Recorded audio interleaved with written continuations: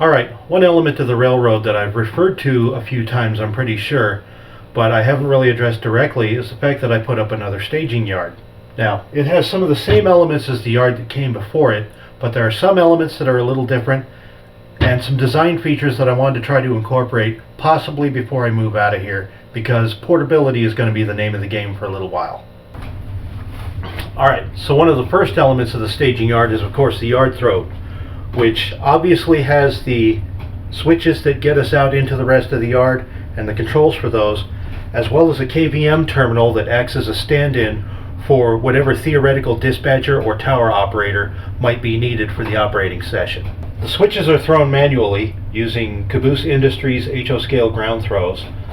Switches are simply Atlas number 6s, everything's code 83, and the layout of the switches themselves is very similar to my Associated Railroad's yard throat, with an additional switch added to the rearmost track of the staging yard to simulate the incoming passenger trains coming up from the south and taking the lead straight into Union Station. So otherwise, the primary focus of train routing is from the track that's directly connected to the Rice Yard yard leads through what I'm considering the inside main that connects us to any one of these 4 tracks.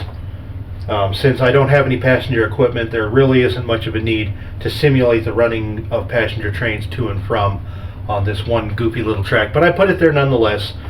2 tracks coming off the Fremo end, 2 tracks coming into my staging yard. All God's children got a staging track.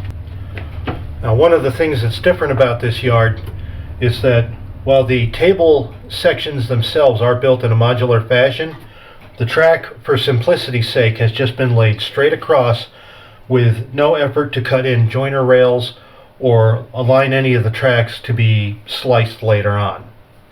Now, I may decide at some point to make some kind of a jig that will allow me to get consistent track spacing from one module to the next, glue and pin everything down, and then chop the rails directly so that these modules can be taken apart and pieced together in any which way I need them to fit whatever my staging needs may be.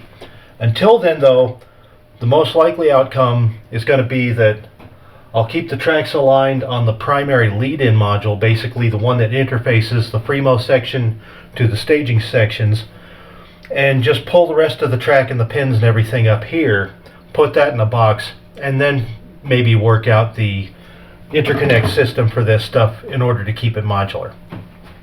Alright, so one of the situations we can use the JMRI system to control the layout with is to run the turnouts and the lockout switches for the control panel that I had talked about earlier. So if I just want to throw the switches remotely, those are switches number LT1 and LT2. And I don't know if you can hear the tortoise machines grinding away there.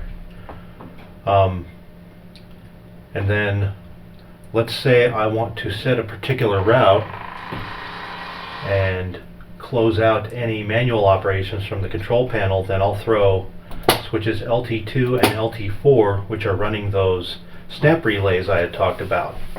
And I've mounted the entire thing to a little caddy that holds the keyboard and mouse tray and bolts up right up underneath this section of the staging yard using a couple of cross members and a little T-nut mounted into the top of them. And that way, should I have, let's say I build the South Denver project and I want to mount this same system under South Denver to serve as the dispatcher and control system for everything between Rice Yard and South Denver. Well, there's a nice little self-contained system that does all of that, and you just hook up your keyboard, your mouse, and a monitor, and the dispatcher now has access to the computer.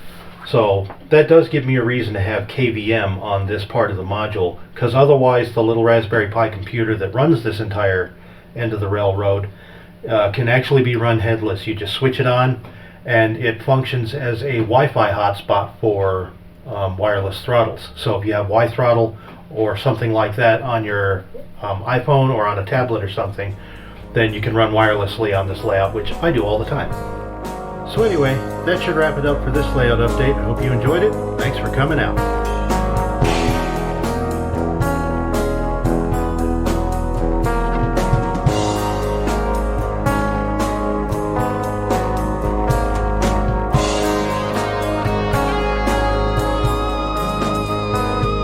Alright, so that's a little bit about the staging yard that I built. Hope that helps clear up a few things that I've been talking about in other areas. If there's been any mystery. Here we go again.